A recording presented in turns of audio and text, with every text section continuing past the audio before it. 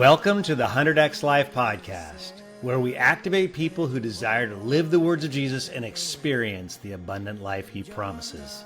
I'm your host, Rob Dayton, and I hope this podcast inspires you to put in the work of following Jesus. Now the Spirit of the Lord is upon me, to bind up the brokenhearted and set the captives free.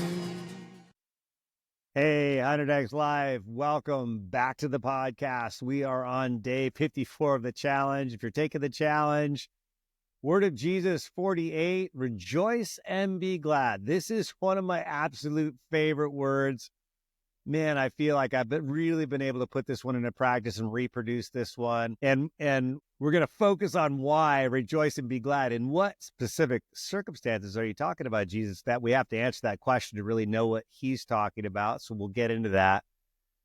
Before we do that, I want to talk to you a little bit about this challenge. We have very few days left in this challenge. And my question for you is, what are you going to do after this challenge?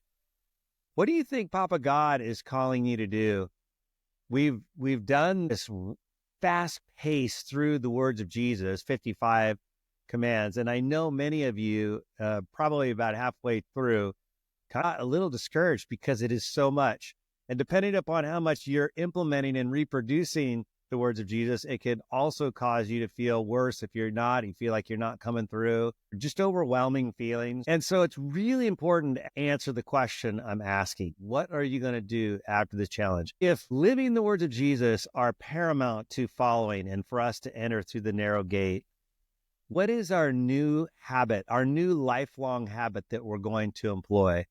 What's the new strategic thinking that we're going to put into place to make sure we're constantly repenting, rewiring our brains, rethinking towards the things of Jesus, staying in the gym, knowing that we're in the gym? What is going to be the thing you will do next? So whatever the answer to that question is, ask the question, answer the question. I would even ask Papa God, ask, seek, knock. What does Papa God want to be for you? What is he doing? What is he really excited about that's going on in this transformation process? Some of you may look at the Jesus rating system, receiving, resisting, refocusing, reproducing, and you might want to actually figure out where to go next based on where you are in those. Like for the ones that were only receiving and maybe retaining, and you really didn't get in the gym on one of these. Or maybe you found that the deceitfulness of wealth, and this was true for me in yesterday's word, just thinking about, I don't know if I really invite the poor. I think that in my life, certainly 5 years ago, we got to a place where I didn't feel like I was being as generous. And so maybe I need to refocus. Maybe you check the box refocusing. Maybe those are the words you're going to go back to. Whatever they are, make sure that you have a plan. And then, of course, we're going to give you the opportunity to be a 100X Life coach. You can do that formally, informally. It's not a cost thing. It's just about it's actually about doubling down for you on the words of Jesus and making sure that you have a system, which would be, let's talk about it with others. Let me position myself to talk about it with others. Or you're actually coaching people through a challenge. Either way, be thinking about that. It's going to be really important for your continued growth through the year. And then, many of you will just come back to it January 2nd next year, 62-day challenge. We'll just do it over again. I got many guys who are on their third season of the challenge, and they find that they get, and I think you've heard from some of them, that they continually get more out of the challenge the more they do it year to year. Super surprising things. Okay, let's shift gears and get into this word of Jesus, rejoice and be glad. I want to just go ahead and read the scripture first. So this scripture is from Matthew 5:10 through 12. I'm reading from the NIV. You can also find it in Luke 6:20 through 23.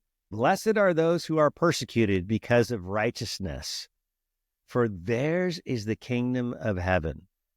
Blessed are you when people insult you, persecute you, and falsely say all kinds of evil things against you because of me. Rejoice and be glad, because great is your reward in heaven.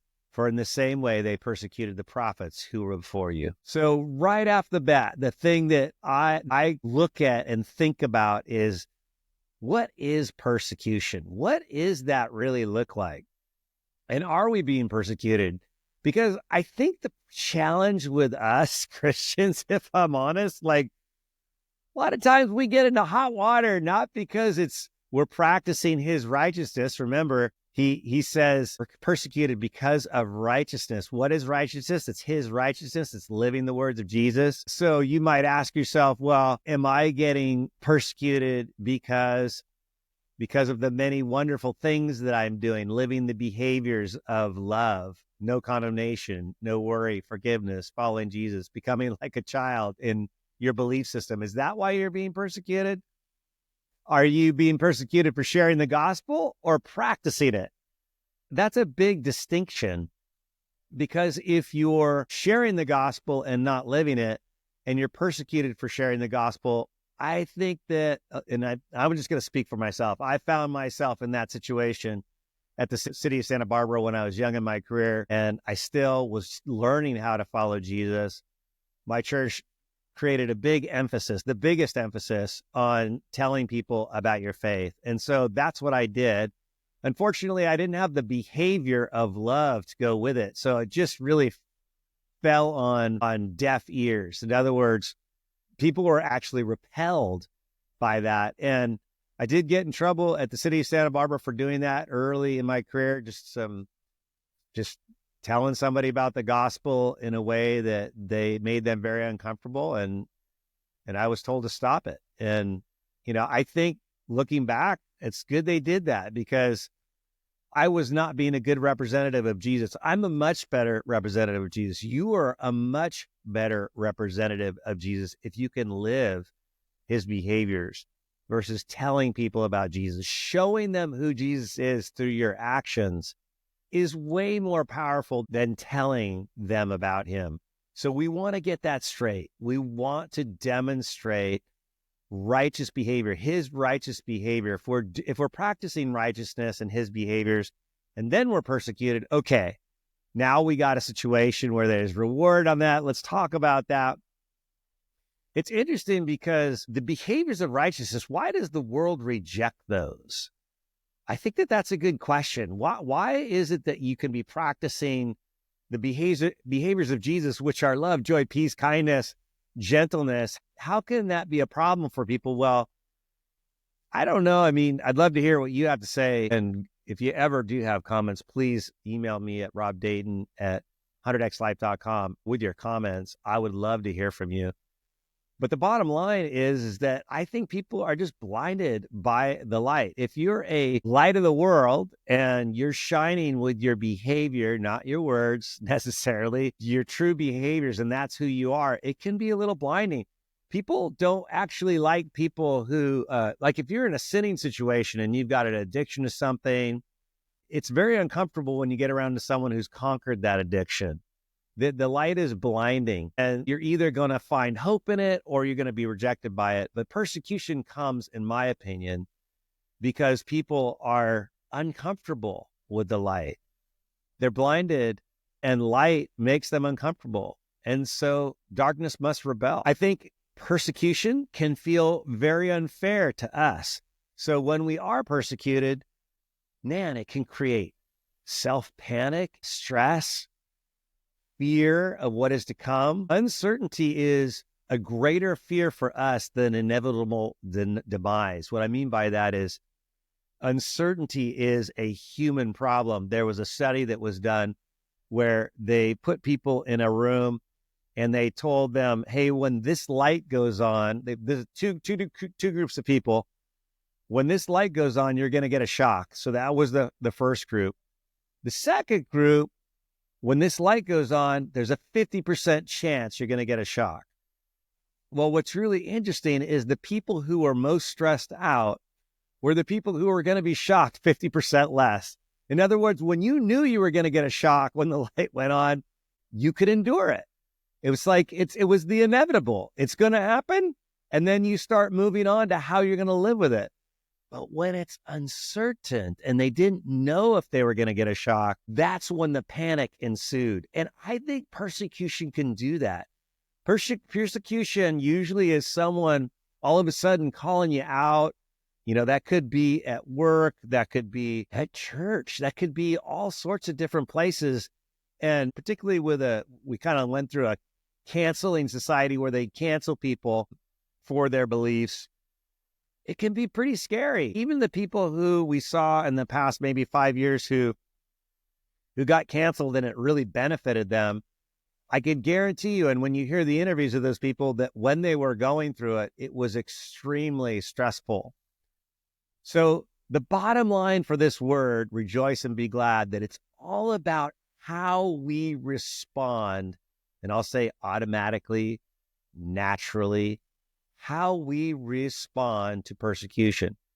How are we going to react? And the beauty of this is we can have a different emotion.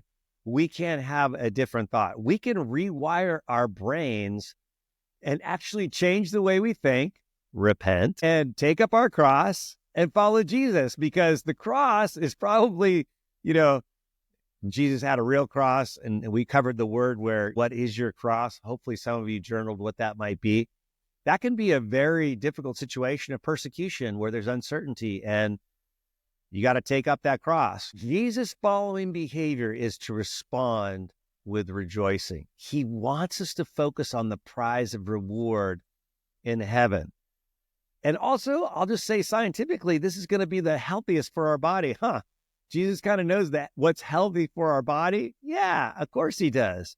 And so he wants us to respond the best way possible. I would say also that it's way more transformative for people when you respond to persecution with joy. They just can't figure it out. They lean in, they get curious. How do I get that guy's life? Might be a thought that goes through someone's mind. And I just got to say, it's going to be difficult if you can't cultivate a belief and vision for eternity. And I kind of want to do an aside here, because Jesus is saying we need to rejoice and be glad because great is our reward in heaven.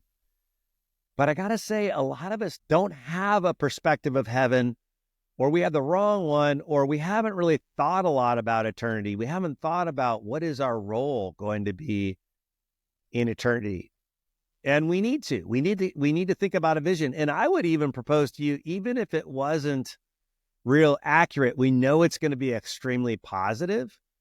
And we can glean a lot of facts from the Bible about what heaven looks like. There's not people on clouds playing harps and worshiping continually. That's not what it's going to be. I believe there's going to be purpose in heaven. I believe there's going to be discovery and all sorts of love experiences. These are some of my imaginations about heaven. It's going to be really good. And you need to spend time cultivating that positive thinking about what's going to happen in heaven. Ask Papa God, what's going to happen in heaven? That's a great question I've asked many times. Got some really cool downloads. Again, that's kind of where I arrived at. Yeah, you have a role in heaven. Yes, there's governance. The kingdom is still a government in that environment of heaven. And the problem with humans is we cannot understand not existing. The thought of not existing, we're not capable of understanding it. And much of religion is created around the fact that we can't actually believe or consider not existing. And so we have an existence in eternity. Some might say that that's proof that religion's false. And then I would come back to them to say, well, if you're not wired to think about not existing, maybe it is your design to exist forever. And of course, we know that from the Bible that we do exist forever, just a matter in what status we're existing.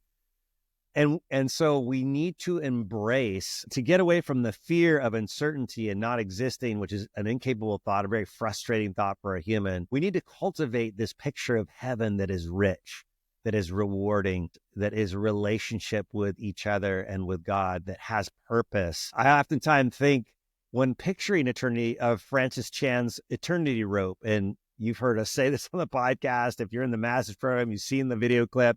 Please look up the video clip if you haven't seen it.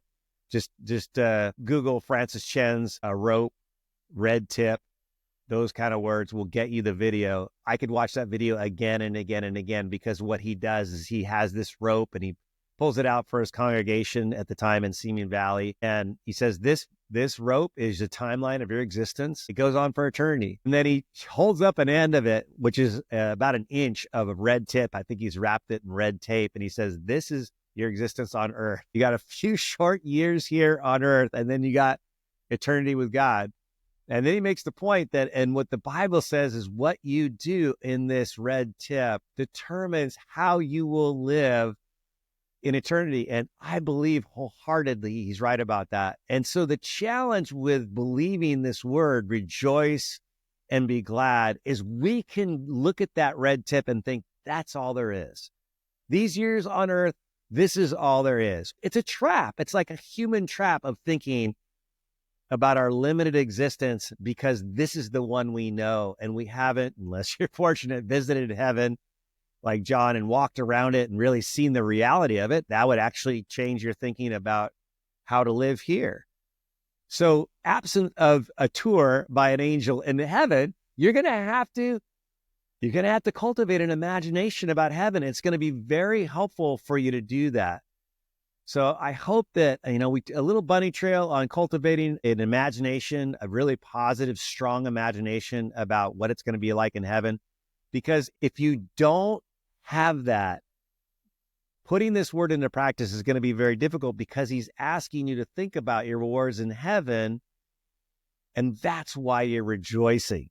That's why you're glad about being persecuted. So I think also that James, the brother of Jesus, I think he gets this from Jesus. Consider it all joy. This is James 1:2. Consider it is my favorite verse in the Bible. Consider it all joy, my brethren, when you encounter various trials, knowing that the testing of your faith produces endurance, and let endurance have its perfect result, so that you may be perfect and complete, lacking in nothing. It is the perfect picture of the 100x life gym that Jesus wants us to employ. And joy in the trial is absolutely fundamental to having a good workout in the gym. When you go into the gym, some days it's not so good. I was in the gym today. I was doing a chest workout and I could feel my body as I was walking in. And I adjusted the workout and the weights. I went for more of a speed workout with chest because I knew that I wasn't really excited about it. I wasn't really embracing it. And then other days you're going in there and just like elated. You can't wait to just feel that pain. That's the joy set before you in the trial. And we need to feel that. We need to adjust the way we think so that we can actually feel joy in the trial. But it requires rewiring our minds. We have to rewire our minds. And like any word of Jesus, it will take trial and error in the gym. We grow because we have a gym awareness combined with God's desired thoughts for us. We need to rewire our brains. So we need to think about James's advice. Let endurance have its perfect work. It's those last 3 reps in a set that are so painful, and we've got to endure, and then let endurance have its perfect work, which is greater muscles in relationship, greater relationships in the mind gym, stronger authority over our body in the spirit gym, a stronger connection with Papa God. We have to let endurance have its perfect work. It's going to take work. And I got to tell you, I've been working on this for quite some time. I would say better part of 2 decades. I was very captivated in the master's program with James 1:2, that verse, consider all joy. And the thought I had about it is, I don't think James would be asking us to do this if it wasn't possible. And I'll say the same about the word today. Rejoice and be glad. Jesus would not be asking us to do this if it wasn't possible. And that was my thought many, many years ago. And so I have been in the gym on this word, what seems like forever, every single trial, journaling about why am I not feeling joy? What do I need to feel joy? How do I look at eternal rewards? Is this really persecution, or is this just Rob being a knucklehead? and paying for it, sowing and reaping, sowing and reaping. And this all culminated in, I could even tell you the story, and I have before, about Nancy's cancer, the cancer that Nancy got. She was diagnosed. She doesn't like to say it was her cancer, that she was diagnosed with cancer last year. And considering it all joy that we cultivated in that process and how rewarding it was. But the one in the book is the one that really ended my career, the city of Santa Barbara. And I can't really say all the details about it. You probably can guess why. But the bottom line is, in that process, it was revealed to me very clearly along the way what was happening. In other words, God was setting up some real understanding of what was going on. In other words, another way to look at that is to be really afraid. He's showing me what was happening before it happened, which created extreme amounts of uncertainty and were driving me into fear and panic, I would say. But I got to tell you, it didn't last long. Another funny thing about this story is that I actually spoke at the Santa Barbara House of Prayer about taking up your cross about a week before I found out the first thing. So that was totally a setup. Let's put you in the gym. And that's the case. Like, whenever you get the word of Jesus, the enemy's right there to test it. And he was testing it. And so I had to go through this, and you can read my journals. Like, my journals had the whole story because I'm a journaler, and I was telling the story. I was pulling out questions for God. Like, what are you doing? And what was remarkable about that journey is that it was very rapid. I would say it was probably 3 weeks, 2 to 3 weeks, still having a lot of uncertainty. I started to get really excited. I started focusing on, what if this is going to be amazing? What if this is my upgrade? Papa, you work all things together for good. This looks pretty scary, but it must end up good. And the enemy's cooking up stuff, but you're not done. And you always leverage the enemy for our gain. And I started writing things like this. I started believing before I ever understood exactly what was happening. And in the end, I did find out. And like I said, the decision was mine. I did leave the city. I can tell you that. And it was crazy. I got so many upgrades after I left the city, and all the things that God did in the ensuing next 3 years were such a blessing, such an accelerant in ministry, such an increase of influence and ability to transform so many more lives and actually be more effective in the city space too, with a new business that focuses on the executive teams of cities and coaching them to cultivate an atmosphere and behaviors that work for better city governance. I got so much out of the situation, so much so I began to wonder, maybe I should have retired 5 years ago. This is crazy. And what's really interesting about this story is that I kind of feel like God maybe was calling me to step away from the city too. And I might have been a little bit too smug about that, thinking that, this is where I'm supposed to be. Man, look at all the things we could do if I was at this higher level of influence in the city for the next 5 years. And I kind of ignored that. So maybe, could be, this was God pulling me out. It doesn't matter what the reasoning is that I started rejoicing. I started being glad. And I started to experience, perhaps for the first time, in a powerful way, in a documented way, considering it all joy in the trial. So I want to tell you, it's possible. It's possible to do that. And Jesus' words are a lamp unto our feet. And a lamp unto our feet is not a spotlight. You can kind of see the next couple of steps. And there's uncertainty in the journey. And it can be for you, and you have to decide, is it going to be stressful? Or is it going to be an adventure? Is it going to be, oh my gosh, what's going to happen at any moment? Things could get bad. Or is it, oh my gosh, things are going to get really good? That is a choice. That is a choice. It's not easy to just switch. There is no switch. There is a gym of years in cultivating a considered all joy attitude. I'm telling you, it is absolutely possible. And it is so for your benefit. If you want the abundant life This one probably is going to be one of the capstones of the abundant life. Because remember, we can't change our circumstances. There's going to be some pretty bad circumstances that happen. We absolutely control how we respond, how we view heaven, how we believe what God is doing, that his perfect will is in place, that all things are working together for our good, that if it's still bad, he's not done yet. He's moving us forward in powerful ways. And those thoughts are a choice. Those thoughts are a choice. But we have to cultivate them. We have to cultivate hopeful imaginations. This is all about your imagination. Uncertainty is in your imagination. Fear is in your imagination. It doesn't even exist. It's only in your imagination. And so how you imagine responding to circumstances is the key to living this word and rejoicing and be glad. And here's a tip. Because, and we talked about this with Kimberly, I think, in Do Not Worry, but Paul has instructions for us to take every thought captive.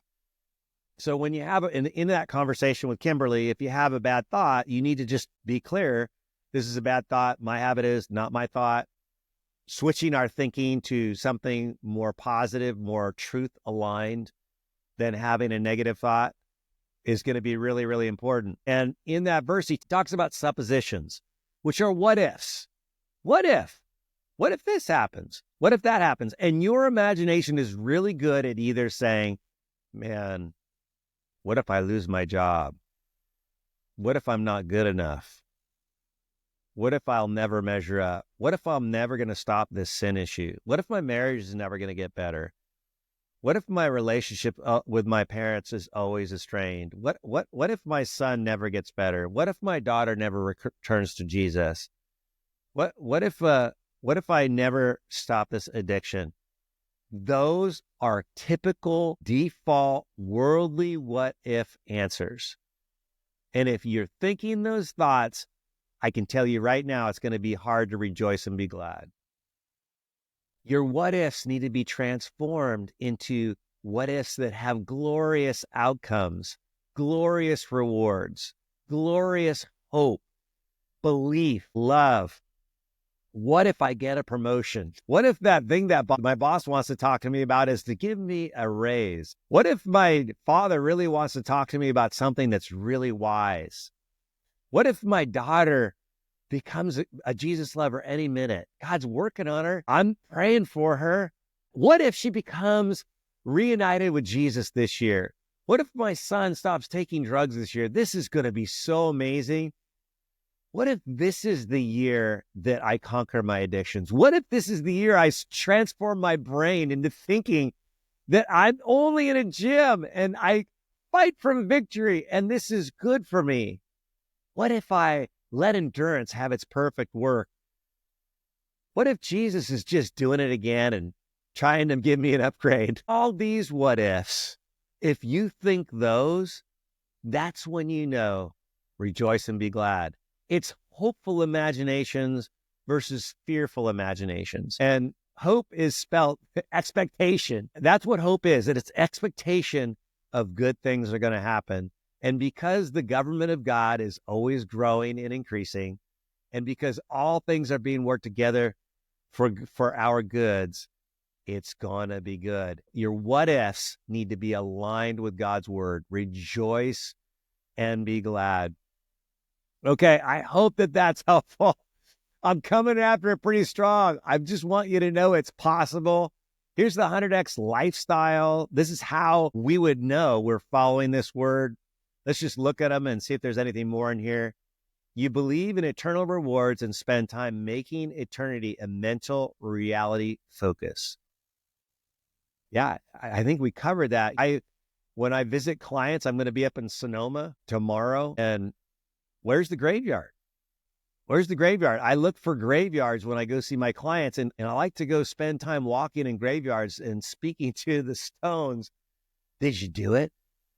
Did you get everything on the table that you wanted to do? How is your eternity going? I don't know. Something about graveyards make death a little bit more real, and eternity comes into focus more clear for me. But whatever your jam, do something to meditate on and think about. Ask Papa about eternity. Get a mental picture of the reality of eternity and how good it is, because that's where your rewards are. And then next, your brain is trained to see goodness in the most challenging situations, including persecution. That is true training. We have to be in the gym in order for our brains, our unconscious mind, to automatically think positively when there's a challenging situation. That takes work. It doesn't come easy. I'd say better part of 2 decades for me. I'm not there yet, but it's worth the fight. It's worth the reprogramming. The health is amazing. The attitude is amazing. People think a lot of times I'm just not real. It's just impossible for a guy to be so happy, so full of hope, so believing in people. And then they spend a little bit more time with me and they say, this is the real deal. And eventually, hopefully I get the opportunity to say, and Jesus is the reason for this real deal. People have asked that question. In the journal time, we are looking for you to think about times when you are persecuted for your faith in Jesus. Ask the Father to show you where he showed up and how he turned it into your benefit. One of the coolest things I heard from Arthur Brooks, who's a Harvard professor, he's a believer. He has his students in his class journal when hard times happen. And so you have this journal and here's a hard time and you leave the next 2 lines blank, you date it. And then a month later, you come back and say, how are you feeling? How is your mind thinking about that hard time? You're looking for, am I going and looking at the situation and catastrophizing about the situation, or have I developed hope in that things are going to get better? And then a month later, the question is, what did I benefit from this negative situation? That is such a God pathway to rejoice and be glad, because we're always going to favor and think about and cultivate the reasons why difficult situations, difficult circumstances are absolutely benefiting us, growing us, giving us more endurance, and in James' word, making us complete and perfect, lacking nothing. Who does not want that? So join with me in this 100x life process of rejoice and be glad. And my prayer is that you will find rapid mind transformation, that it'll become easier and easier with every negative circumstance you face throughout the week to rejoice and be glad. And we'll see you tomorrow. If you believe in the 100x Life movement, please follow and invite a friend by sharing this podcast. The 100x Life movement can also be found on Instagram and Facebook, and also at 100xlife.com.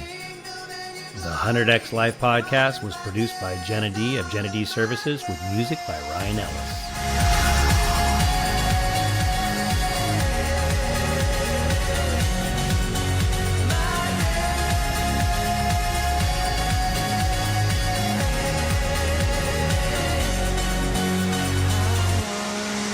Was lost, but you found me here, and your fire burns inside. It will not disappear, because the Spirit